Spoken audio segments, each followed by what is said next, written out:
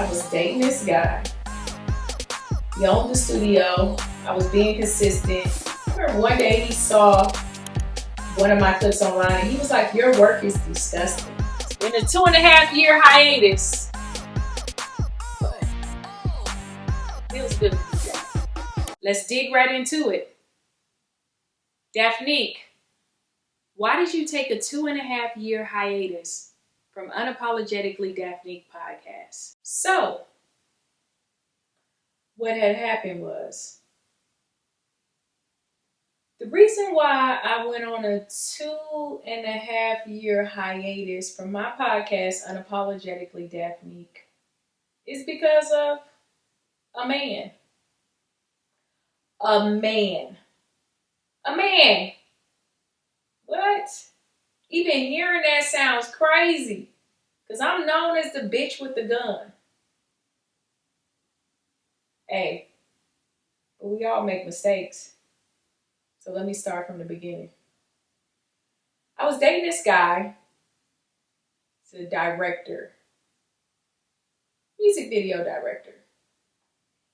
And he had a studio in LA. And he told me that he wanted to do my podcast at his studio. Remind you, this whole time I had been being consistent with my own podcast after being dropped, after creating a podcast with a company called My Logic. That was the name of the podcast, not the name of the company. They didn't feel like it was getting the numbers that it should have got because of the amount of followers that I had. But podcasting was still new.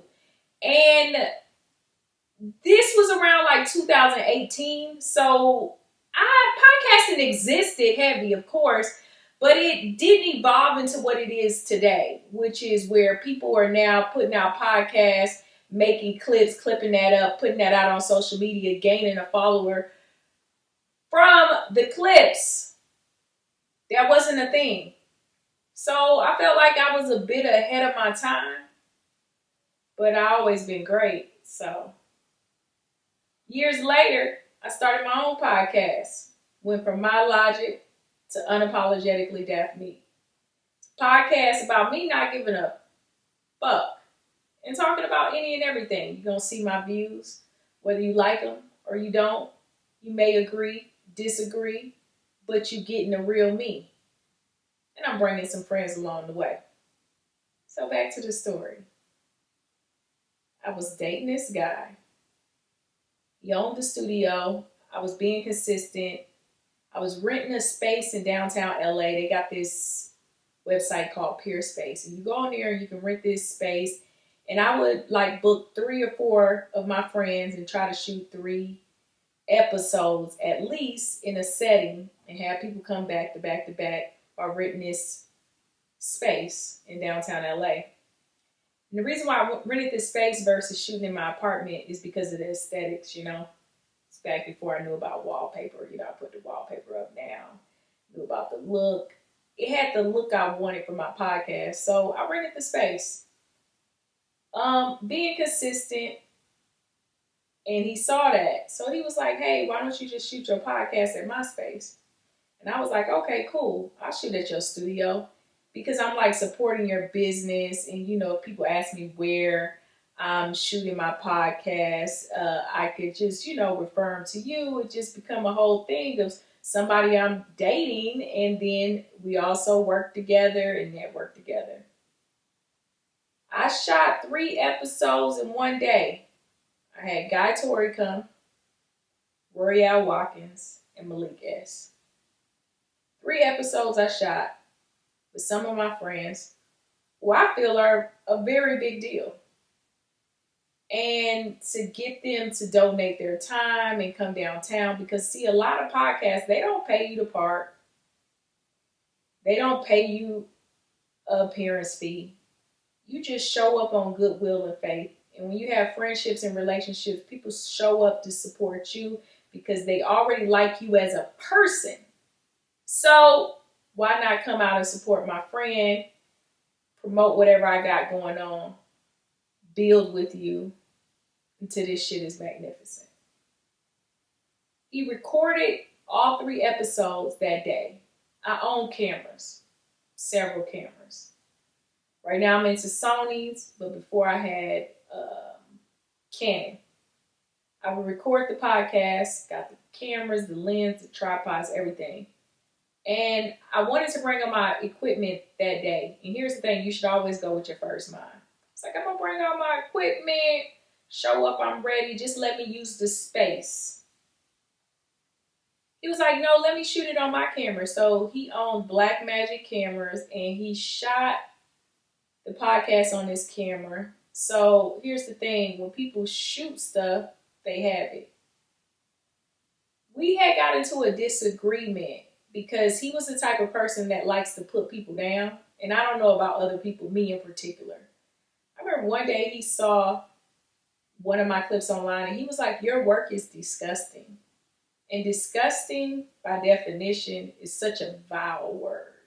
And for someone that you're dating to say something like that is quite degrading, belittling, and as I look back now, very narcissistic behavior. Because being a woman in this modern world, a lot of men still want women to be traditional. So a lot of men can't accept that a woman's light is brighter than theirs. It takes a very strong man, because I feel like the other ones are quite weak, who can't let a woman shine. So I noticed that he would say little stuff to try to like eat at my confidence, but I'm a very confident person and I know that type of behavior. So, I ignored it. I just really addressed it head on like, hey, I don't think it's cool that you speak to me like that. If you want to continue to see each other, I'm going to give you the benefit of the doubt. And I'm going to give you a chance, an opportunity to correct this. He apologized for saying my work was disgusting. Remind you, he's a music video director who directs some of the most, would you use the word toxic? I mean, if people are all in the music videos and all the women, all they talk about is selling pussy and the men killing other black men, I wouldn't think that your work is at a high level, right? You're actually pushing black on black crime and just prostitution at this point. That's what you're directing on every project. You're not doing pop songs, love songs, R&B, country. You're doing rap music. And they're talking about those specific things. It's not conscious rap. You're not making a difference to the black community, right? The world sees these music videos and they probably think black Americans are just killing each other and selling pussy. That's it. So for someone to say my work is disgusting, I confronted it and I addressed it and I talked to him very nicely and said, hey, that's not what we're going to do. Move forward. When I shot my 3 episodes of my podcast in that studio that day, he wanted to sit in there. And when someone makes the comment that your work is disgusting, I didn't feel comfortable with him sitting in the podcast watching it, because in the back of my mind, what if you think that what I'm doing or saying is disgusting? I don't need your judgment. I want to be free to be myself. He got an attitude because I didn't want him in the room, which I already had brought my friend that was assisting me to come in and knew how to work the cameras or whatever, press record. So he showed us how to press record, which I own a Blackmagic because Meta gave me a Blackmagic camera. So I already knew how to work it. So I was like, okay, cool, just press it. That happened. We recorded the 3 podcasts. Awesome. Boom. Still on my consistency point of Unapologetically Daphnique. I hit him for the footage. And he said that his laptop was stolen, which was a lie. And he said that he didn't have the sound to the videos. So he gave me 3 videos with no sound.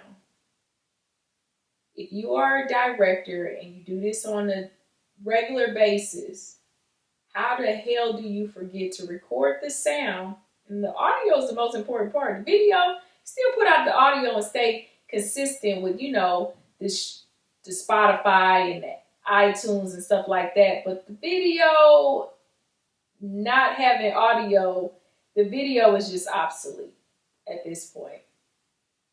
So I got really angry and I was like, yo, why would you record my stuff? You had me kind of do that. I was fine with doing my own thing. You convinced me to come to your studio. You shot and you recorded it, no sound. And he just kept giving me the runaround. And it took him a while to even tell me that he didn't have the sound. So fast forward, we don't talk anymore. You know what I mean? Because I don't like people messing around with my work and my art. Leave me alone. He proceeds to block me on everything. And I felt some type of way about being blocked. So I'll pop up on him like, yo. But I wouldn't say or do nothing. I'd just be like, I see you. You stole from me at this point. You stole from me. You stole my consistency. You stole my content. You stole my voice because you didn't give me my audio. Fast forward, I decided to move to New York City. I remember hanging out with Dave Chappelle one night and he said something to me and it stuck with me. He said, every comic, if you want to be great, should live in New York City for at least 2 years. I moved to New York, November 2021. I decided to stay a year, sign a year lease. Oh, actually, I had a 15-month lease. 15-month lease. And I said, if I like it, I'll stay. If not, I'll leave. 15 months came. I didn't really like it. But I was like, yo, I'm getting better at stand-up. I can shoot my comedy special here, which is coming out on YouTube Thursday, April 11th. My first ever self-produced comedy special called Single Female will be on YouTube. End up staying another year in New York, and I said I'll just evaluate it again at another year. Didn't like it socially at all. All my friends are in Los Angeles, and my family is close by.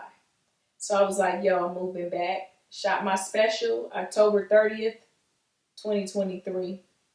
Moved back to LA, January 2024. Boom. I'm still talking back with this guy. Because some people will never leave you alone. And let that be a sign. If you walk away one time, stay away. He unblocks me, keeps calling me. Being cool. Not really having very many friends out in New York. You start to let the devil back into your life. So I end up talking to him or whatever. And just this person that I'm around, it's just like, yo, you start to realize why you stayed away from somebody because they're negative, they got a bad attitude, they're a bitter person. And that's a lot of the characteristics that he had. And here's the thing. Sometimes you think you can change people. If you just show them love, the right amount of love, the right amount of empathy, the right amount of support, that they will change for you. And that's just not true. They are who they are. People have to change for themselves. They will not change for you.